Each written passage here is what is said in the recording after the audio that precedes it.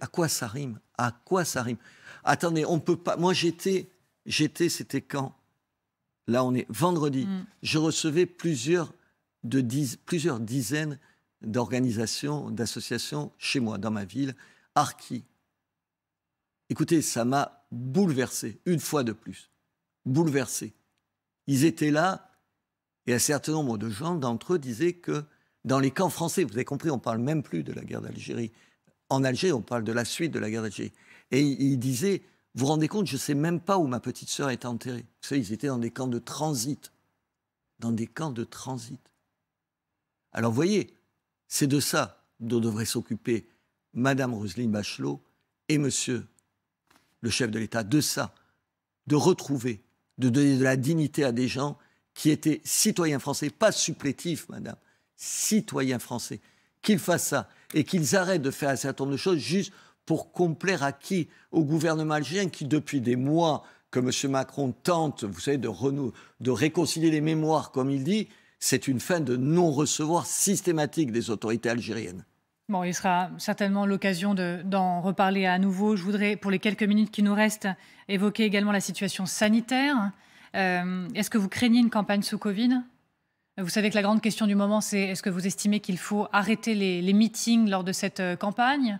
Est-ce que vous dites Marine Le Pen, par exemple, ne devrait pas faire meeting dans les semaines ou les mois à venir? Vous n'avez pas de point de vue sur la situation? Non, je ne suis pas un spécialiste, je fais attention. Ce qui me semble, c'est que ça va être compliqué. Attendez-moi, chez moi, le taux d'incidence, il a dépassé 600. Je vous rappelle que c'est à 50 qu'on s'en inquiète. Là, on est 12 fois plus.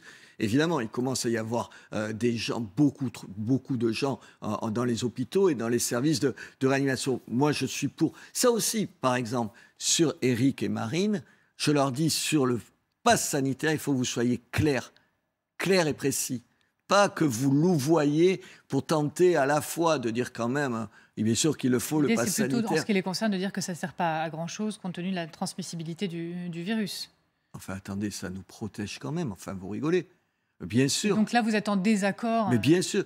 Non, parce que vous savez, ils essaient de la chèvre et le chou, de les ménager. Je pense qu'aucun des deux ne pense sérieusement qu'il faut que le vaccin est un problème. Ils sont d'ailleurs tous les deux, je crois, vaccinés. C'est un problème. Oui, mais ils disent quand même, pour faire plaisir à une partie de cette droite, de la droite qui est anti-vaccin, comme une partie de l'extrême gauche d'ailleurs, ménager les uns. Il faut pas. Et en même temps, c'est hors de question d'aller voter ou de ne pouvoir voter qu'avec le pass sanitaire. Ça, c'est impossible. Mais est-ce que vous auriez même souhaité que le gouvernement prenne plus de mesures compte tenu de la situation sanitaire du moment? Je rappelle que, par exemple, interrogé sur le fait de confiner les non-vaccinés, vous étiez plutôt en faveur de ce genre de mesures. Ah, mais moi, je suis pour vacciner les enfants, par exemple. Les enfants, il a raison. Vous avez vu, M. Castex, il raconte qu'il a eu le Covid par l'intermédiaire de son petit-fils ou sa petite-fille, je ne sais plus, de 11 ans. Je ne trahis aucun secret d'Alcove, puisque c'est ce qu'il a dit lui-même. Il a raison. On me dit, les enfants, entre le coût de la vaccination, dont je ne vois pas très bien ce qu'il est en termes de santé et de risque pour eux, et les bénéfices, il y a un problème. Attendez, si les enfants... on les fait vacciner, que leurs parents et leurs grands-parents risquent moins, la solidarité, ça peut être ça. Peut-être qu'on pourrait oublier une fois nos égos aux uns aux autres. Moi, je suis pour la vaccination obligatoire, mais depuis le début. Je pense que le pass sanitaire a été une bonne idée, parce que c'était une façon de la rendre quasi obligatoire, sans le dire. Et je trouve que là-dessus, M. Macron a eu raison. Question sur le cumul des mandats, parce que le chef de l'État a esquissé auprès de journalistes une proposition de campagne, revenir partiellement sur le non-cumul des mandats, en particulier pour les petites villes. Il juge qu'il faut détricoter quelque chose indéniablement. Il a raison. Il a raison. Mais moi, je pense qu'il faut aller même plus loin. Je pense que la preuve, par ses propres députés. Ses propres députés, qui, sous prétexte, ils étaient, vous savez, de la société civile, sont des gens qui ignoraient tout de ce qu'est la vie publique. Moi, je pense, par exemple, je sais pas, j'aurais une idée comme ça, il faudrait voir d'un peu plus près possible. Je pense qu'on ne devrait pas pouvoir être député ou sénateur sans... Alors, sénateur, c'est pas pareil, parce qu'ils sont élus par les autres, par des élus et tout. Je pense qu'on ne doit pas pouvoir être député si on n'a pas été d'abord un élu local. Je pense que ça mettrait un peu de plomb dans la tête d'un certain nombre de gens. Toute dernière question, Robert Ménard. Dans cet article, je boucle la boucle, de Paris Match, la chute de l'article, comme on dit, c'est ceci. Emmanuel Ménard, votre femme, qui s'interroge. Si Éric Zemmour s'écroulait et que Robert, mon mari, devenait le candidat naturel, non, ça veut dire quoi, ça, Robert Ménard? C'est une plaisanterie. Vous rêvez de reprendre le flambeau? Non, c'est une plaisanterie. Il vous arrive de plaisanter dans la vie, je suppose. Et donc, c'était juste une plaisanterie. Voilà, c'est tout. Non, j'ai juste les pieds sur terre. Je sais ce que je sais faire. Je sais ce que je peux apporter dans le débat aujourd'hui. Je sais aussi toutes mes limites. Peut-être qu'il ne faut pas savoir ses limites pour être candidat à la présidentielle. Peut-être que, voilà, il y a une espèce de capacité à s'auto-glorifier que je n'ai pas. Merci Robert Ménard d'avoir été notre invité ce soir dans Toute franchise. Merci à vous. Je vous souhaite une bonne soirée. Voilà. C'est l'heure du duel. Pauvre Robert.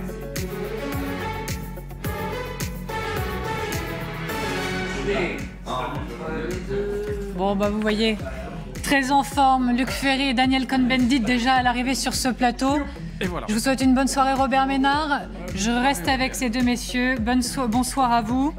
Alors, pour commencer, on va revenir sur cette semaine. Certains disent que cette semaine, elle a bouleversé le paysage, l'élection présidentielle. Pourquoi? Parce que Valérie Pécresse a été élue candidate des Républicains lors du Congrès le week-end dernier. Depuis, il y a plusieurs sondages qui l'ont donné dans une percée, une dynamique 5. Alors, est-ce que vous dites c'est une illusion d'optique, il ne faut pas se bercer, on se laisse emballer là, par un effet médiatique et post-congrès, ou mouvement de fond et il se passe quelque chose d'important dans cette présidentielle?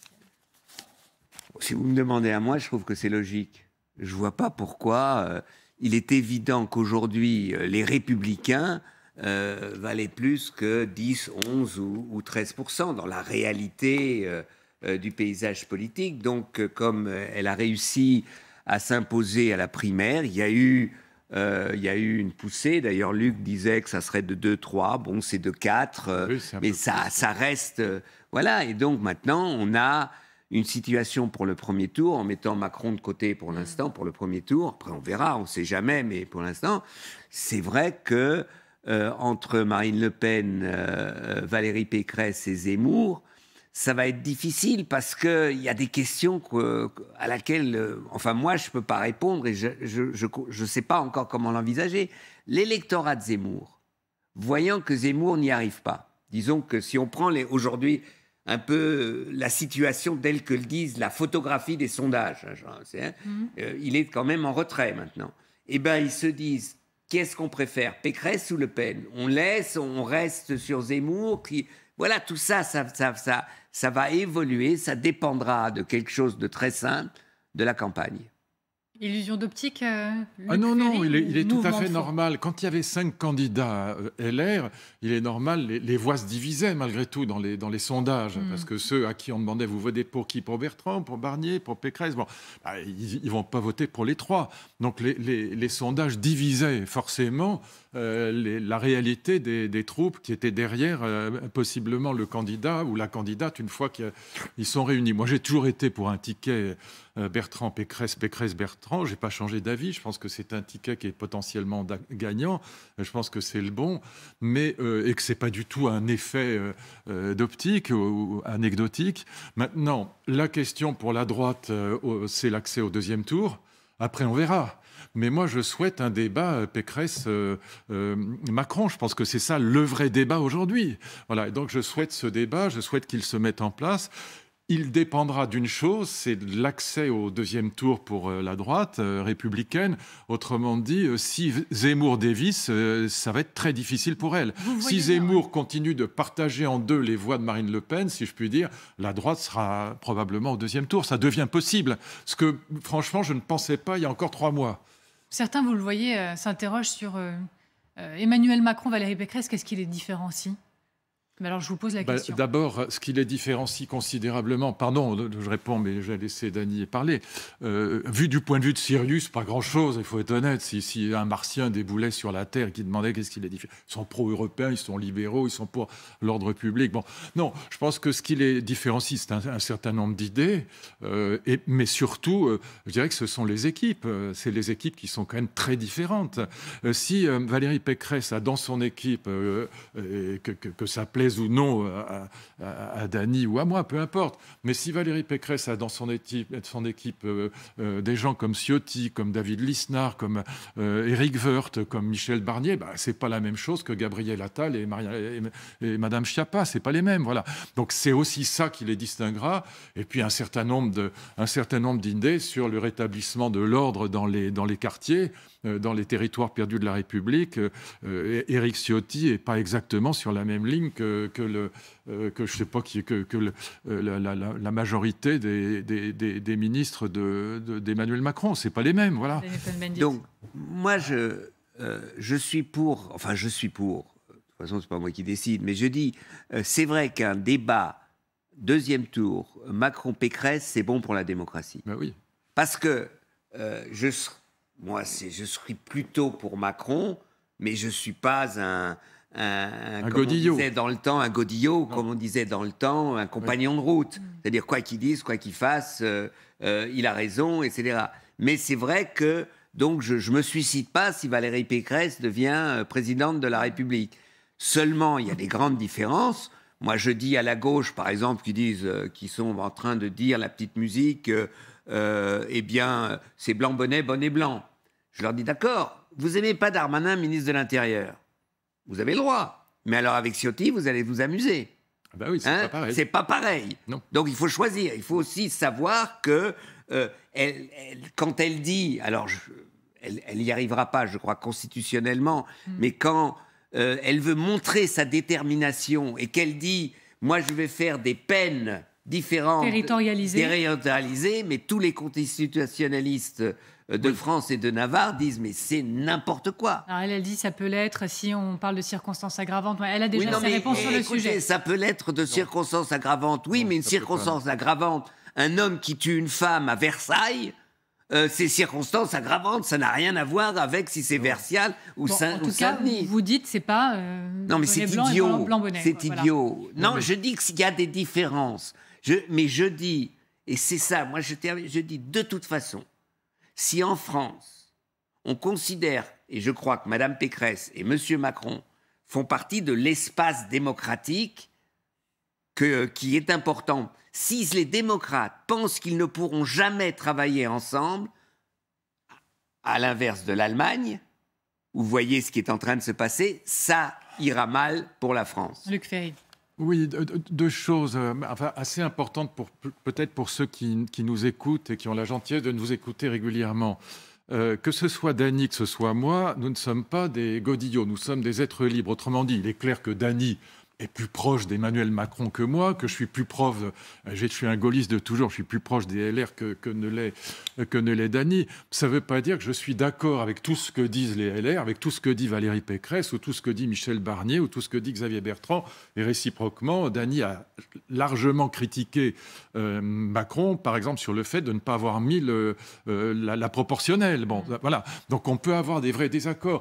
La grande différence avec des politiques, nous ne sommes pas des politiques, c'est que ça nous permet d'être parfois d'accord entre nous, parfois en désaccord entre nous. On n'est pas membre de l'équipe de campagne, moi de Valérie Pécresse et Dany d'Emmanuel Macron. Donc, par exemple, sur la territorialisation des peines, il est évident qu'à mes yeux, j'ai demandé à tous mes amis constitutionnalistes, c'est juste impossible. Voilà. C'est ni souhaitable, ni faisable. Bon, voilà. Donc, je pense que c'est une proposition qui disparaîtra probablement dans la campagne. La deuxième... Pardon. Non, juste la deuxième chose que je voulais dire, c'est que moi, je souhaiterais qu'on revienne, mais ça, c'est une discussion qu'on devrait avoir, Dany et moi, un peu plus à fond.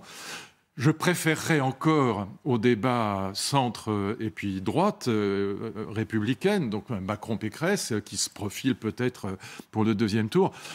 Je regrette infiniment que la gauche soit dans les choux. Ça ne me plaît pas. Alors, je veux dire que le Parti socialiste soit à 3 ou 4%, je trouve ça désolant. On va prendre le temps de parler de ce qui se passe à gauche. Et juste un petit point là-dessus, si un candidat avait été capable de prendre à Jean-Pierre Chevènement ce que Jean-Pierre Chevènement apportait à l'idée républicaine et à Michel Rocard ce que Michel Rocard apportait au libéralisme, à un libéralisme de gauche, j'aurais été ravi que ce débat s'instaure avec la droite. Je regrette l'état de la gauche. Je trouve que ce n'est pas une bonne chose pour la démocratie parce que le débat centre-extrême est une catastrophe à mes yeux. On va prendre le temps vraiment de développer ce qui se passe à gauche parce que ce week-end a été encore particulièrement... Oui, mais parlons aussi du débat centre-extrême, si vous voulez bien, parce que je pense que c'est une catastrophe pour le pays. Oui, ben oui. Disons, comme moi je comprends ce que dit Luc, et dans ma tête à moi, le débat centre et droite démocratique, je disais, disons, Macron-Pécresse, est un débat civilisé, de civilisation, de politique, de sensibilités différentes. Ça me plaît. Madame Merkel, c'était pas ma tasse de thé, par exemple, mais c'était le respect politique, ce qu'elle faisait. Et d'ailleurs, quand Madame Pécresse dit « je suis un peu Merkel », je dis « ah bon, bah, tu vas ouvrir tes frontières pour les réfugiés, bravo, je suis tout à fait d'accord. Je ne savais pas que M. Ciotti était sur cette position, mais bon, bref, passons. » Le problème que met Luc en avant, c'est que ça soit Madame Pécresse contre l'extrême droite ou Macron contre l'extrême droite, c'est démocratiquement inintéressant. Parce que la seule chose, vous dites, Madame Le Pen, Monsieur Zemmour, c'est juste impossible pour un pays comme la France. Donc, c'est pas le contenu, vous défendez pas le contenu, vous défendez une idée d'un espace démocratique et vous dites, pour défendre cet espace, eh bien, c'est contre les... Ça serait la même chose pour moi, même que je dis pas que Mélenchon, c'est la même chose que Zemmour et ça, c'est autre chose, mais c'est une radicalité Mélenchon populiste de gauche qui, d'après moi, ne correspond pas à la civilité démocratique dont ont besoin les pays comme la France ou l'Allemagne, etc. Donc je dis, si le débat politique, il faut qu'il revienne, et que je trouve ça sympa de la part de Luc de dire la gauche quand même, oui, il faut que la gauche se prépare à sauver les meubles pour faire un score qui n'est pas ridicule en 22 pour avoir une chance de revenir en 27. Juste, me reste encore un tout petit instant sur Valérie Pécresse. Beaucoup avaient des doutes sur sa capacité à faire l'unité. Non, moi pas du tout. Vous non, mais certains. Éric Ciotti, Éric Ciotti, il a été très net aujourd'hui. Il a dit aux électeurs d'Éric Zemmour, s'ils votent Zemmour, ils auront Macron. J'appelle les électeurs à rallier Valérie Pécresse, etc. On a vu Laurent Wauquiez dans le journal du dimanche. Il a un peu le même élément de langage, je vais appeler ça comme ça. Il dit c'est voter Zemmour, c'est permettre à Emmanuel Macron de poursuivre sa politique. Pour lui, il faut stopper le déclin français. D'ailleurs, Laurent Wauquiez, c'est en général pas exactement les mots que vous utilisez. Sauf que... Attends. Pardon. Ah bah non, allez-y. Allez. Sauf que, si j'ai bien compris, Luc, la carte d'entrée de Valérie Pécresse dépend du score de Zemmour. Oui. C'est-à-dire que si Zemmour dévisse, elle passe pas devant Le Pen. Vous dites que la droite a intérêt à ce que Zemmour reste plutôt assez fort pour pouvoir faire baisser le ticket d'entrée. Je dis pas qu'elle a intérêt, je dis objectivement. Je me rappelle qu'il y a quelques semaines, Luc disait, en fait, Zemmour, c'est l'idiot utile de Macron. C'est plus le cas. Et aujourd'hui, c'est l'idiot utile de Pécresse. Oui, exactement. Oui. Non, je suis d'accord avec ça. Les choses changent et on commente une actualité, donc quand l'actualité change, le commentaire, évidemment, doit changer. C'est vrai qu'au départ, dans les premiers sondages, quand Éric Zemmour s'est déclaré, il prenait autant, en tout cas, à la droite républicaine, sinon plus, qu'à l'extrême droite. Ce n'est pas le cas aujourd'hui. Aujourd'hui, si Zemmour se retirait de la campagne, si par exemple il n'avait pas ses signatures, ou s'il se ralliait à Madame Le Pen, le ticket d'entrée passerait à 30%, ou quelque chose comme ça, ou 28 ou 30, peut-être même plus. Et dans ce cas-là, la droite républicaine n'aurait quasiment aucune chance d'être au deuxième tour. C'est ça la réalité d'aujourd'hui. Je ne sais pas ce qu'elle sera dans 3 mois, mais aujourd'hui, c'est ça. Et donc, moi, je pense que, encore une fois, le débat entre un centre-gauche, disons, incarné par Macron, et puis un centre-droit incarné par Valérie Pécresse, n'a de sens que si Valérie Pécresse est capable d'avoir avec elle des gens comme Éric Ciotti. Des gens comme Éric Ciotti, c'est-à-dire des républicains de droite durs, d'accord, mais pas des fascistes. Donc là, c'est le cas. C'est pas la même chose. Là, c'est bon. Et là, c'est le cas. Et si elle a des gens comme David Lisnard, si elle a des gens comme Xavier Bertrand, comme Michel Barnier, etc., et comme Éric Ciotti, je pense que l'équipe aura une autre allure. Alors après, on peut aimer ou pas aimer. Là, moi, je préfère, mais Dany pas, mais ça aura une autre allure. Pourquoi je préfère ça? Peut-être j'aimerais bien qu'on en parle, parce que je pense que quand les républicains purs et durs sont au gouvernement, l'extrême droite diminue. Et je continue, je sais que ça a exaspéré Dany la dernière fois, mais je continue à penser pour des raisons de fond Et c'est pas par méchanceté que je dis ça, ou pas par haine des centristes, c'est pas ça. Mais je pense que pour des raisons de fond, le centrisme booste l'extrême droite. Voilà, parce que les gens qui ont le malheur d'habiter dans les territoires perdus de la République ne se sentiront jamais représentés par Emmanuel Macron. Alors, Daniel Cohn-Bendit. Écoutez, ou par François Bayrou. Voilà. Les choses sont les suivantes. Pour l'instant, ceux qu'espère récupérer Luc sont chez Marine Le Pen. Oui. Et oui, c'est d'accord, oui. Et donc, c'est pas Valérie Pécresse, la charmante dame de Versailles, qui récupère les territoires perdus. C'est pas Ciotti non plus. Pour l'instant, vu l'état des choses, ce n'est ni Ciotti ni Valérie Pécresse. Il y a et ni la gauche. Ben, c'est encore moins Macron, on est d'accord. Et que Macron, pour l'instant, a fait certaines percées faites chez les jeunes, dans certains, mais pas la totalité de ces territoires. En revanche, ce qu'on va voir est que l'élection ne se fait pas par l'électorat des territoires perdus. L'élection se fait sur une projection d'une idée de ce que peut être la France, doit être la France, ce qu'on propose pour la France en 2030. Et moi, je ne vais pas continuer à discuter est-ce que Macron représente ceci, est-ce que Macron est cela des Gilets jaunes, c'est qu'est-ce que dit Macron sur l'avenir, qu'est-ce que dit Valérie Pécresse, quelle a été la capacité présidentielle de Macron, qui, je veux bien qu'on revienne sur les erreurs, on peut le refaire, mais qu'on quitte ça, qu'il a été pour moi quand même, et voyant ce qui s'est passé en Allemagne, il a eu en juillet sur la pandémie, disons la lucidité, je ne dis pas que c'est un courage parce qu'il respecte la lucidité de dire c'est fini, passe sanitaire, et je trouve très courageux de Ménard de dire arrêtez de louvoyer. Vous devez être clair là-dessus.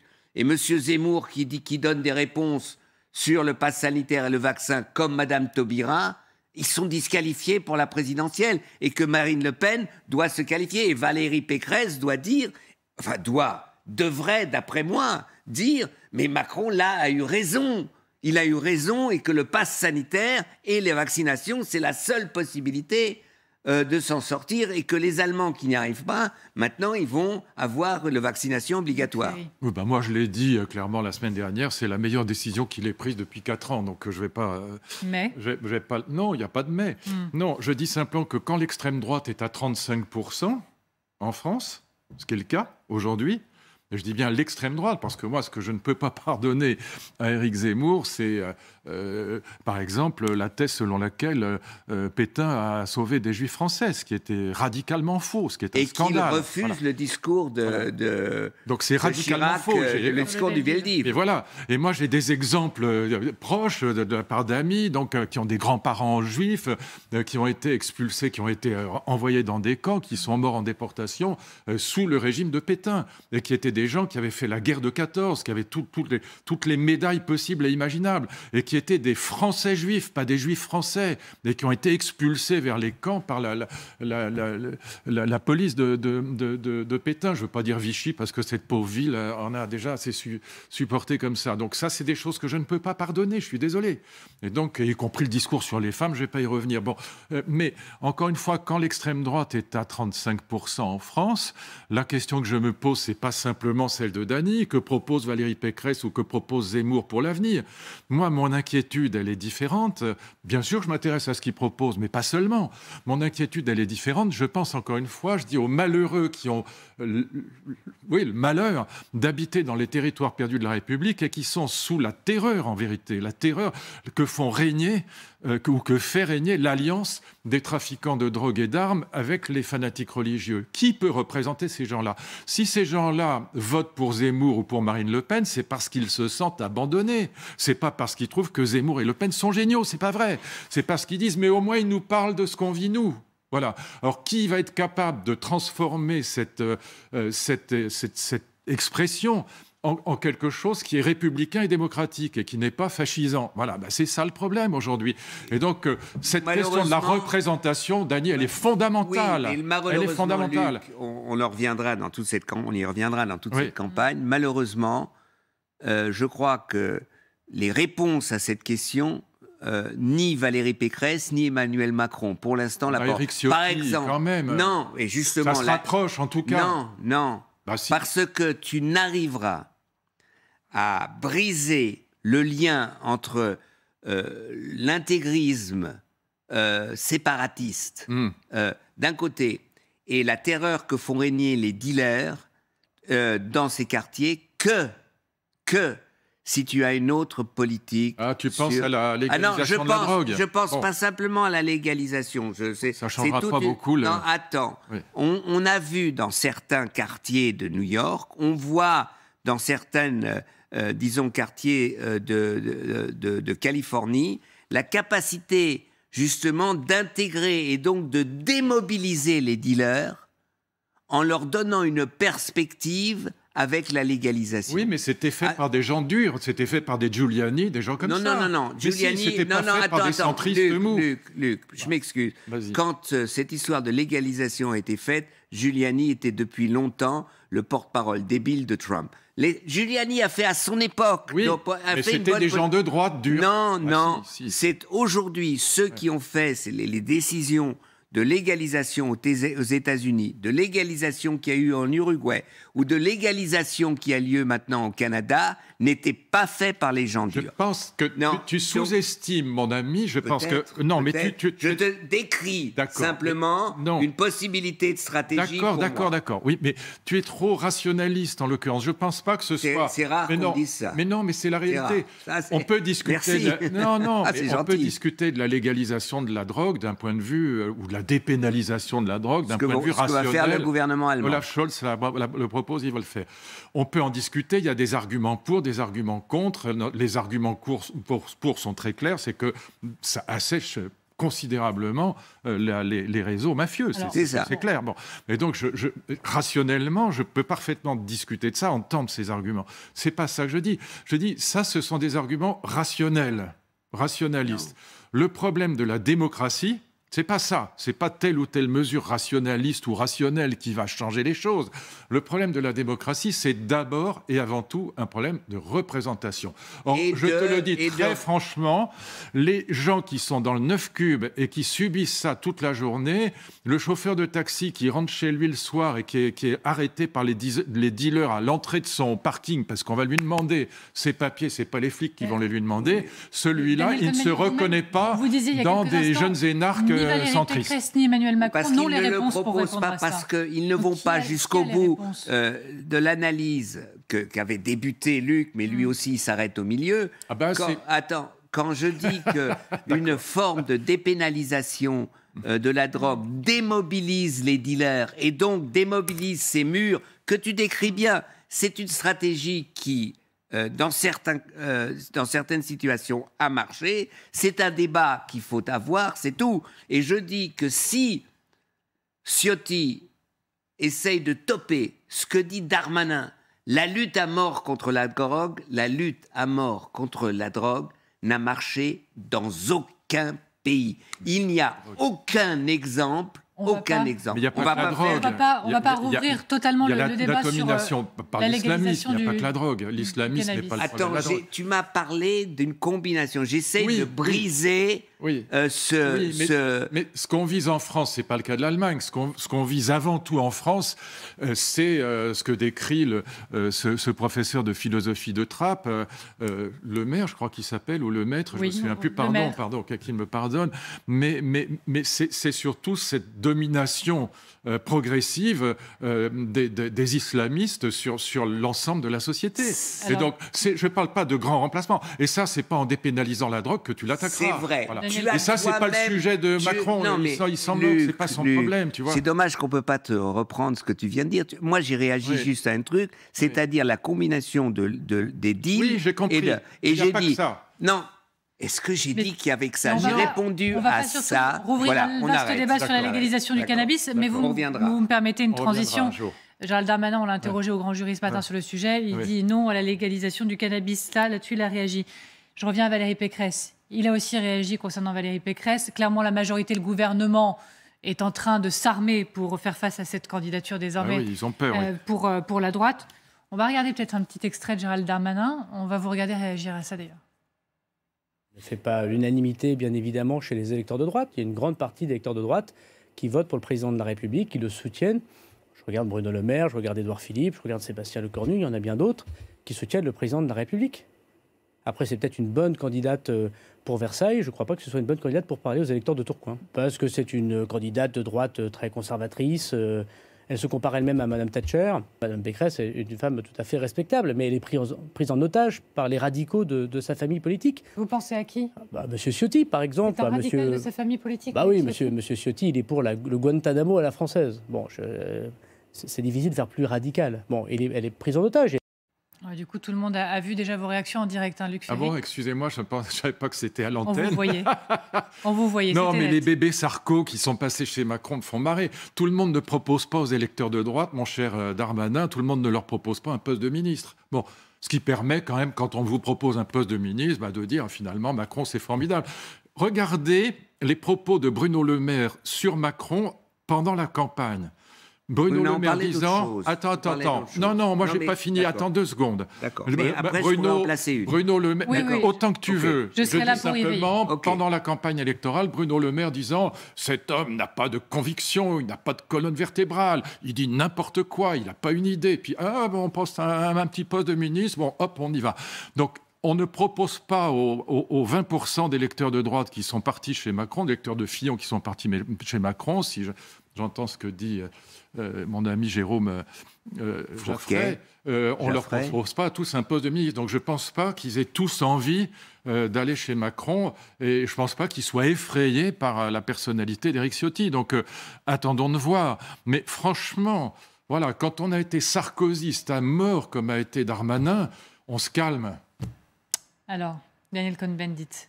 Oui, Valérie Pécresse aussi a été ministre de Sarkozy. Oui, elle est tout le monde se dit... Non, mais c'est vrai. D'accord.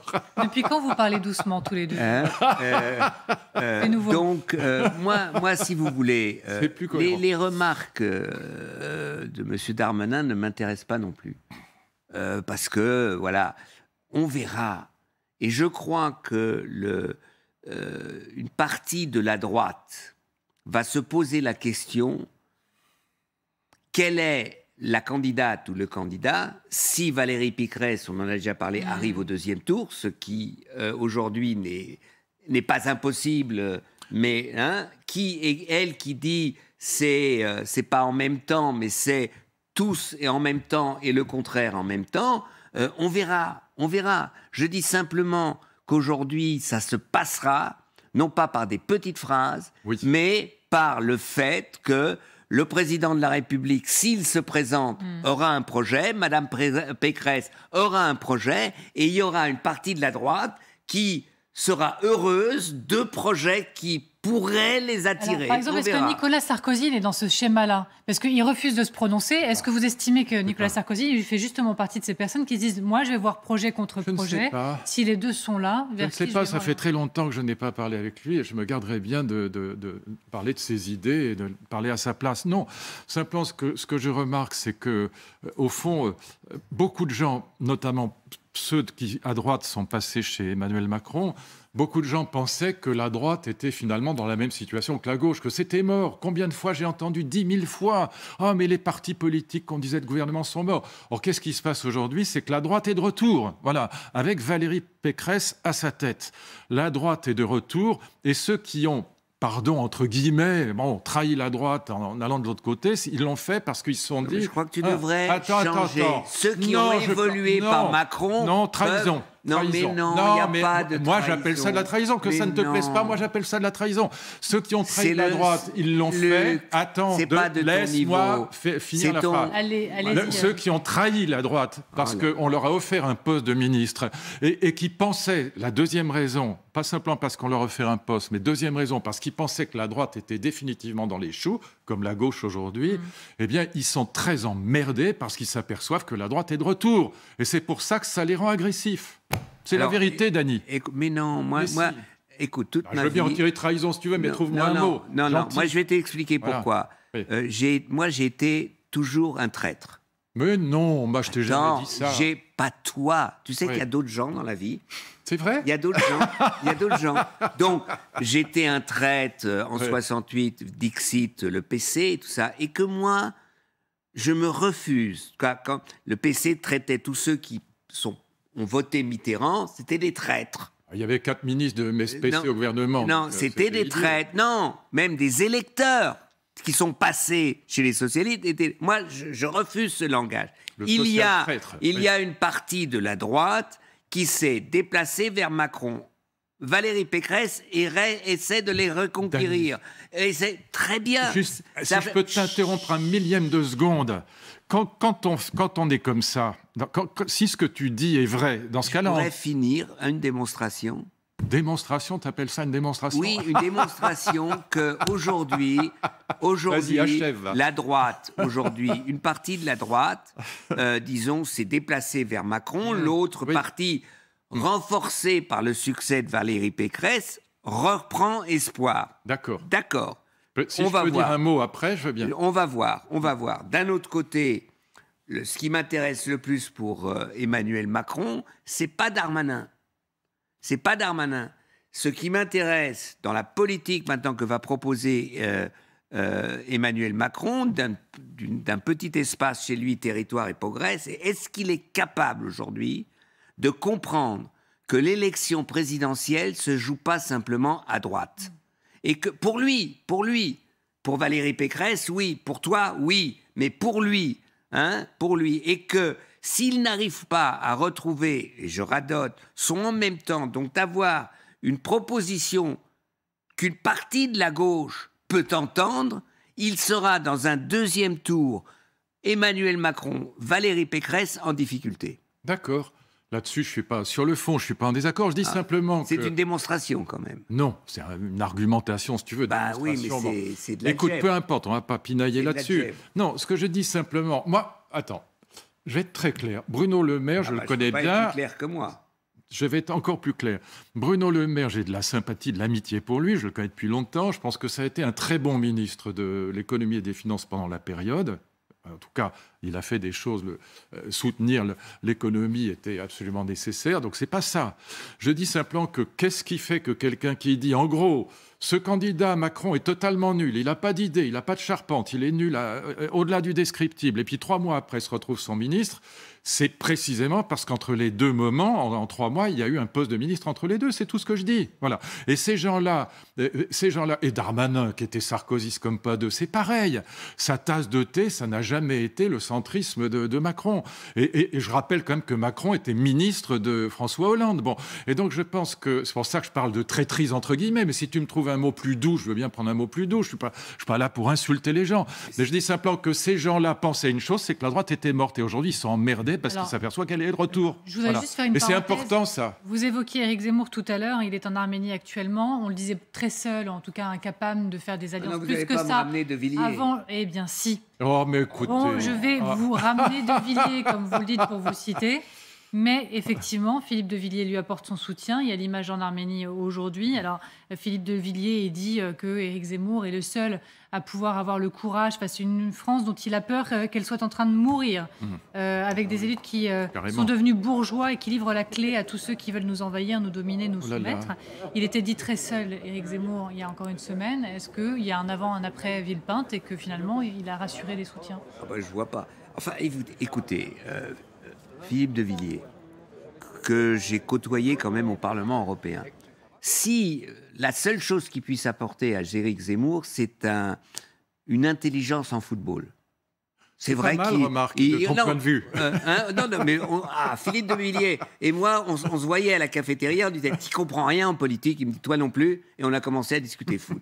Donc c'est ça. Donc s'il discute foot avec Zemmour, ça peut être intéressant. Il est moins seul. C'est vrai qu'il verra à la télévision les matchs et Philippe de Villiers lui expliquera parce que c'est pas ça. Sinon politiquement, un canard boiteux n'amène rien vraiment de politique et ça ne change rien. Aujourd'hui, au jour d'aujourd'hui, Éric Zemmour, pour l'instant, n'y arrive pas. Et c'est pas Philippe de Villiers et M. Pelletier, non, je crois. Il n'a pas rejoint Guillaume Pelletier. Non, bon, il n'a pas. Peut-être qu'il rejoindra. Alors, vous viendrez dimanche prochain, ça sera M. Pelletier. Mais tout ça, ça ne change rien. Ça ne change rien. C'est pas du tout ça.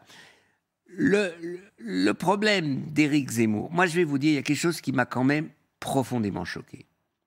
À son meeting, 14 militants de SOS Racisme. Ils n'ont rien fait. Ils avaient juste un t-shirt non racisme. Et Zemmour dit c'est une provocation. De dire, pas de crier, ils n'ont pas dit un mot. Ils se sont fait casser la figure. Attends. Ils se sont fait casser la figure. Attends. Et moi je dis, si vous allez à un meeting d'Hitler et vous dites solidarité avec les Juifs, vous vous faites massacrer. C'est une provocation ? Non, c'est du bon sens. Non, racisme, c'est du bon sens. Et c'est pas... Si, non. Ça veut dire que Éric Zemmour mobilise une foule nauséabonde. C'est ça le résultat de Philbin. Si des suppos... Mais tu peux dire oui. Mais attends, non, si des supporters d'Éric Zemmour arrivaient avec des t-shirts Éric Zemmour dans un meeting de Mélenchon, ils se feraient casser la gueule aussi. Et moi, je porterai. Bien sûr, mais... Mais alors, papa, bien sûr. Non, moi, je ne fais pas... Mais si, bien sûr, on proteste contre la violence en politique. On l'a dit 100 fois. Non, c'est pas ça. On l'a dit 100 fois. Mais moi, je te dis la chose suivante, je le répète, et tu vas me dire que j'ai radote et tu auras raison. Mais à partir du moment où la France est dirigée est divisée en 6 partis qui se détestent, ce type de réaction est inévitable. Le problème, c'est pas Zemmour ou Mélenchon. Le problème, c'est cette division de la France aujourd'hui.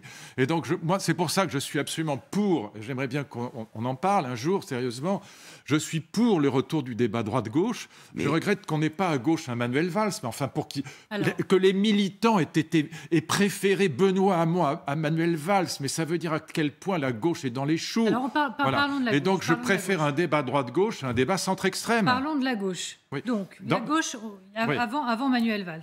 La gauche, aujourd'hui, c'était Anne Hidalgo qui était en meeting à Perpignan, sur les terres du Rassemblement national. Elle veut défendre les valeurs de la République, mais aussi la primaire, l'unité à gauche.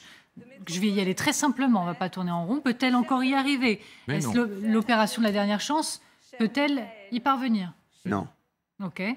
Non, parce que, vous savez, il y a une logique. Donc, il y a eu des pourparlers, différentes personnalités de gauche. Yannick Jadot avait fait, il y a quelques mois, une proposition, un tour de table. Ça n'a pas marché. Ils n'ont pas voulu. La réaction d'Anne Hidalgo, c'est que son départ de campagne n'a pas marché. Et alors maintenant, elle cherche une porte de sortie intelligente. C'est son droit. Mais de demander à Yannick Jadot, qui est passé par des primaires, de dire retire-toi, passe par une autre... Et puis, il a raison de moi, je vais vous dire une chose. Ouais. Pensez réellement une primaire.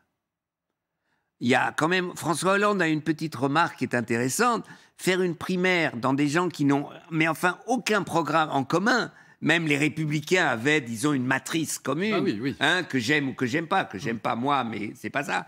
Mais là, donc de demander à Mélenchon, anti-européen, hein, et Yannick Jadot de voir une primaire et de dire celui qui gagne, Yannick Jadot se met derrière Mélenchon. Jean-Luc Mélenchon, il est d'accord avec vous. Il dit pour lui, les candidats de gauche ne sont pas d'accord sur les questions fondamentales. Il a raison. Les candidats de gauche, disons, les seuls qui ont une matrice qui pourrait arriver en commun, ce sont les écolos et les socialistes. C'est évident. Et Yannick Jadot a raison de refuser la main tendue? Non, ce problème, ce n'est pas cette main tendue. Écoutez, la dernière fois, Yannick Jadot, voyant que ça ne marchait pas, il s'est rangé derrière Benoît Hamon. Il n'en a pas fait tout un cinéma. Il a dit « j'analyse la situation, ça ne peut pas continuer comme ça ». Il se range derrière Benoît Hamon. Aujourd'hui, quand Madame Hidalgo voit que ça ne marche pas, elle va voir, Faure va voir les Verts, dit d'accord, on fait un accord de législation, on fait un accord donc pour sauver des candidats ou gagner peut-être des circonscriptions, et cette fois-ci, Madame Hidalgo se range derrière Yannick Jadot.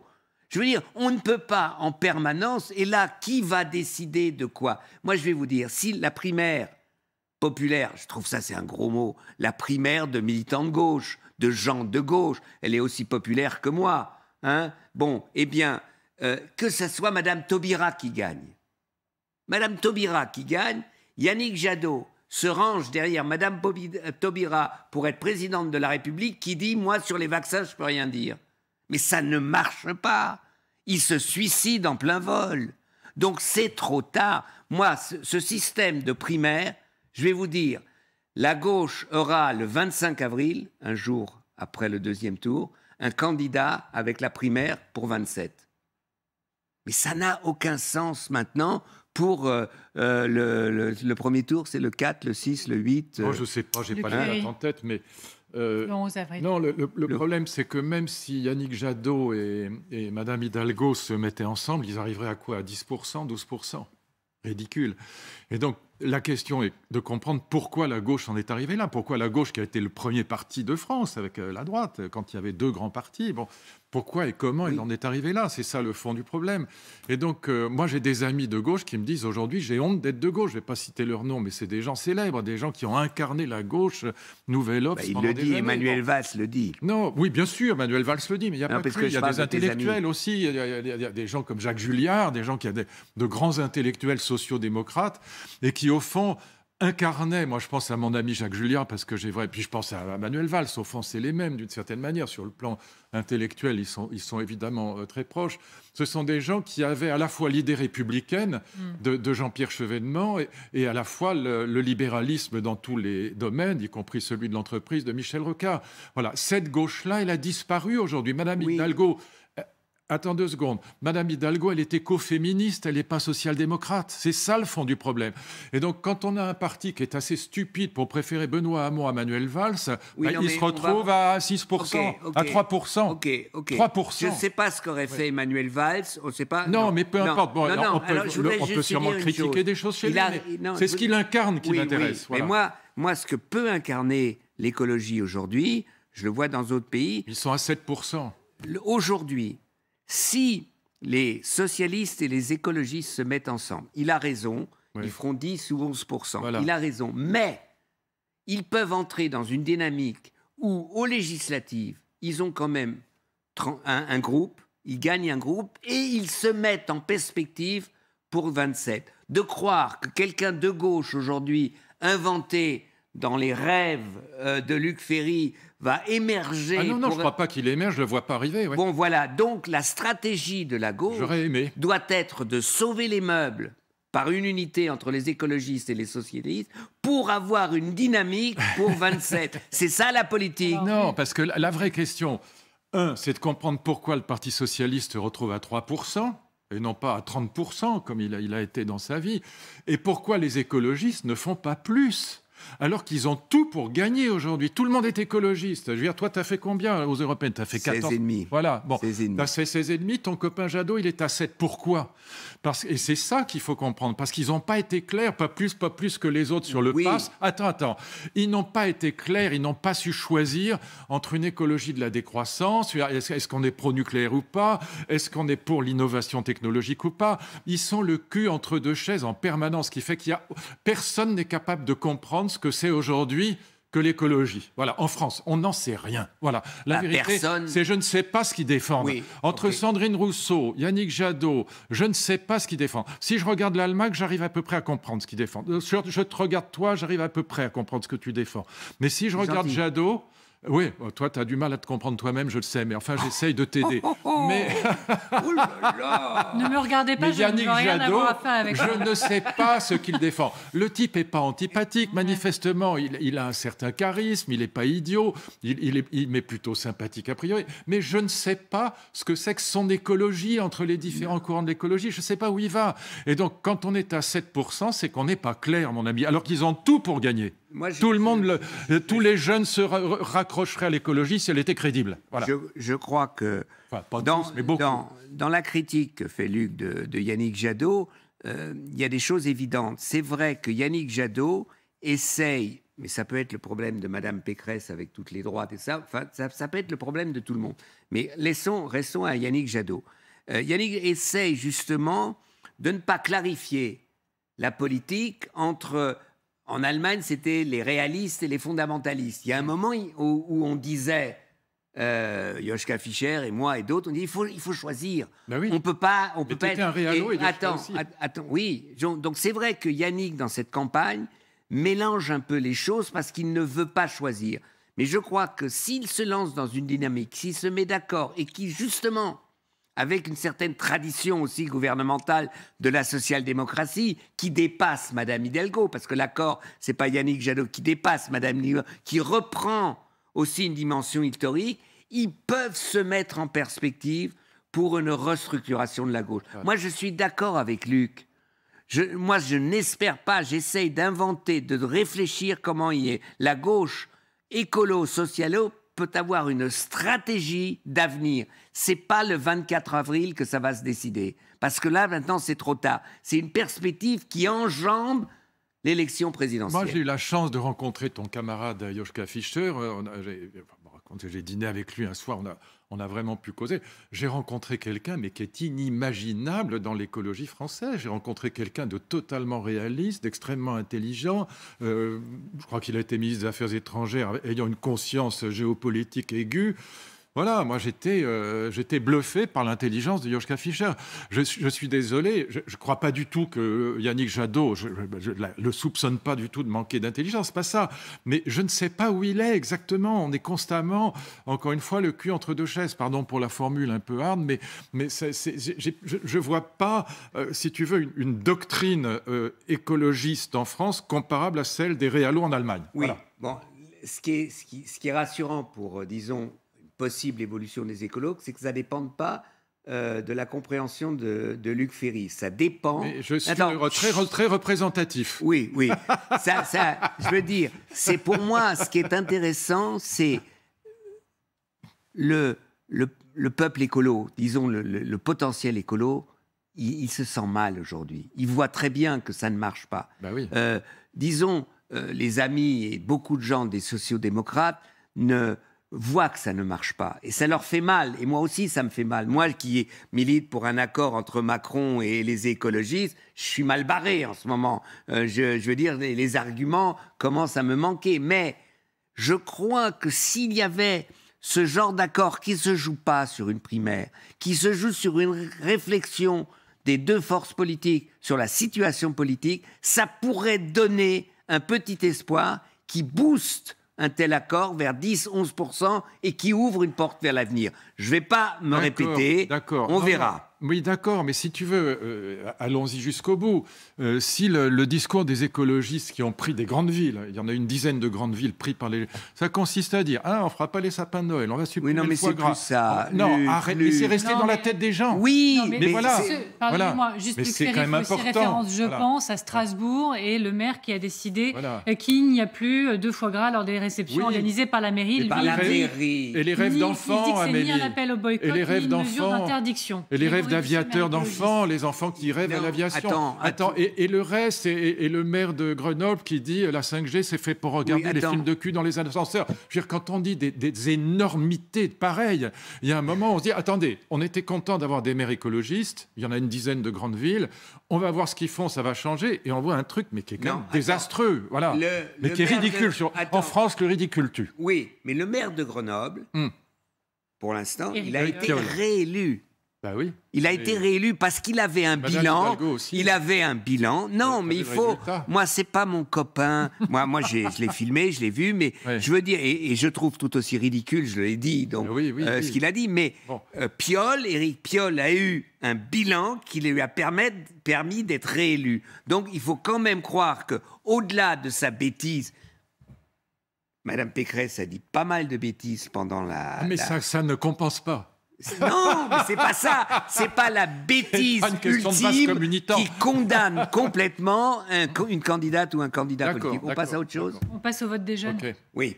Merci de faire mes transitions. Je m'attendais pas autant. Je m'attendais pas autant de confort. Non, je voulais parler du vote des jeunes. Un sondage IFOP aujourd'hui. 6 jeunes sur 10 s'intéressent à l'élection présidentielle. Bon, c'est 1000 Français âgés de 18 à 30 ans qui ont répondu. Et voilà ce qu'ils voteraient aujourd'hui. Pour le premier tour, c'est surtout Emmanuel Macron qui récolte le vote des jeunes à 25%.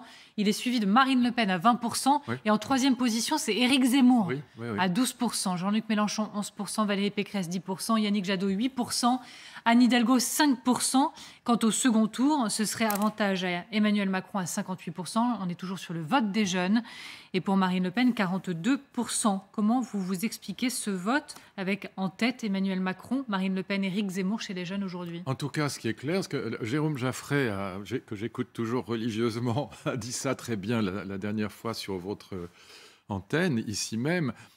Pour Valérie Pécresse, il y a un vrai grand défi, c'est le vote populaire et le vote des jeunes. Ça, c'est clair. En tout cas, c'est ça que je regarde dans ce sondage, de manière absolument évidente. Regardez où elle est. Elle arrive en cinquième position. Vous vous rendez compte, sur le vote des jeunes. Après, donc là, la droite républicaine... rétréci, c'est-à-dire 12, elle a... 10%. Oui, d'accord, mais 25 et 20, c'est quand même plus. Voilà. En effet. Ça, je vous l'accorde. Je sais que j'étais très bon en mathématiques à l'école. Ma deuxième remarque, c'est que le parti de Marine Le Pen est à la fois le premier parti jeune, je parle du parti, je ne parle pas de la personne, c'est le premier parti jeune et c'est le premier parti ouvrier. Là aussi, ça devrait interroger la gauche. Premier parti jeune, premier parti ouvrier. Donc je pense que là, maintenant, troisième remarque, et je laisse la parole à Dany, qui trépigne déjà. Non, j'adore. On peut renverser le sondage, ça veut dire que 40% des jeunes s'en foutent comme de l'an 40. On peut voir ça aussi. C'est l'autre point. Mais c'est pas rien, 40%, c'est quand même énorme. Certains parlent voilà, moi je peux vous dire, j'en ai plein à la maison, mais... ils s'en tapent comme de l'an 40. Alors l'abstention des jeunes, on va y venir, mais sur ce choix, pour ceux qui choisissent... Alors, il va être content. Non. Moi, je dis, on parle des jeunes, comme si les jeunes étaient une unité politico-sociale. C'est pas vrai. C'est pas vrai, t'as raison. C'est pas vrai. Raison. Donc, on attend que les jeunes soient... Enfin, en 68, on a dit que c'était une révolte des jeunes, mais on était... au plus 30% des jeunes bien sûr. représentaient.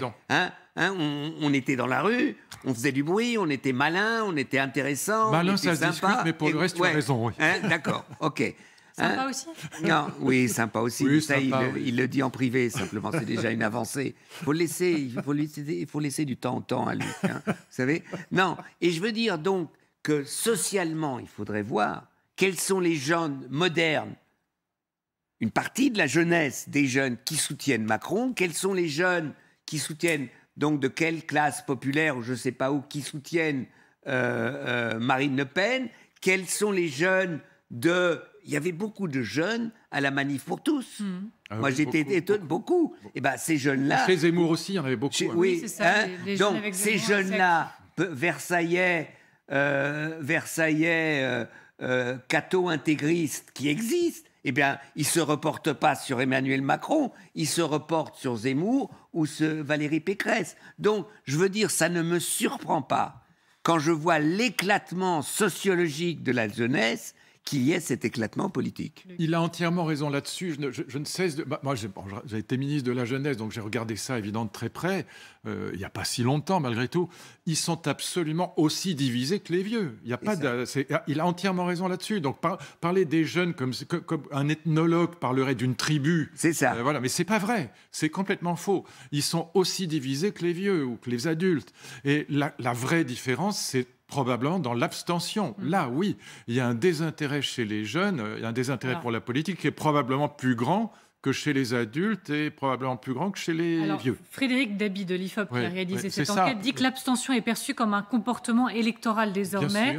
Pour lui, c'est une rupture dans la 5e République qui est en train de se jouer actuellement. Voilà, mais là, je suis d'accord avec ça et je pense que la vraie différence entre jeunes et vieux, si on veut dire, ou jeunes et adultes, mais c'est sur l'abstention, c'est pas sur le type de choix électoral. Il y a une vraie division chez les jeunes. Alors, ce qui est vrai néanmoins, c'est que pour la droite républicaine, s'adresser à l'électorat populaire, c'est-à-dire à la fois ouvrier et paysan et rural, et s'adresser aux jeunes, c'est le vrai défi de cette campagne. Et là, si au deuxième tour, Emmanuel Macron, en imaginant un deuxième tour Macron-Pécresse, s'il gagne, ce sera là-dessus qu'il gagnera. Moi, je voudrais dire sur l'abstention des jeunes. On verra. Hein. Aujourd'hui, c'est vrai et c'est très difficile parce que les jeunes qui s'abstiennent, ils s'abstiennent aussi pour des raisons différentes. C'est pas comme si on va trouver la raison et puis ils vont revenir. Non, il y en a qui s'abstiennent parce que, par exemple, ils font partie des mouvements plus radicaux sur le changement climatique et ils disent même les Verts, tout ça c'est du baratin, ils parlent, ils font rien. Ils s'abstiennent. Vous avez d'autres que ça n'intéresse pas, c'est la ville, la fête qui les intéresse, la politique ça m'intéresse pas, qu'on me laisse vivre et qui sont peut-être anti-vax, ils m'embêtent, je dois avoir un pass pour aller là, je ne vais pas voter, ils m'embêtent tous. Et donc, il faut faire très attention et moi ce qui m'intéresserait, c'est qu'il y ait une analyse des différents arguments pourquoi les gens ne vont pas voter. Comme ça, je peux rien vous dire. Je peux rien vous dire que aujourd'hui, à 5 mois des élections, il y a 40% des jeunes qui disent « ne va pas voter ». Moi, je crois que ça passera à... Il y en a 10% de plus, au moins, qui ira voter. Mais je ne peux pas vous dire dans quelle direction. Je dis simplement, plus les élections avancent, bon, on va voter, bon, voilà, on va y aller, etc. Mais c'est vrai que la jeunesse étant tellement éclatée, qu'il n'y a pas une réponse à cela. C'est tout. Après, il faut tenter de trouver des réponses. C'est-à-dire que les deux sont vrais. C'est-à-dire l'analyse globale de ce sondeur est juste et en même temps ce que dit et en même temps Frédéric Dabi est juste et c'est vrai que c'est une rupture la 5e République et en même temps ce que dit Dany est parfaitement exact. Ce qui serait intéressant, c'est d'avoir les motivations des non-votants, motivations qui sont plus secrètes et plus mystérieuses que celles des votants, puisque ceux qui votent, on sait pourquoi ils votent. Quelque part aussi, on a arrêté de leur parler parce qu'on a estimé depuis longtemps, on a acté que c'était les personnes un peu plus âgées qui de toute façon se déplaçaient aux urnes, donc on se concentre sur eux, on ne parle qu'à eux, et on en a oublié de parler à la jeunesse. Yannick Jadot parle aux jeunes qui sont plutôt écolos, il leur parle.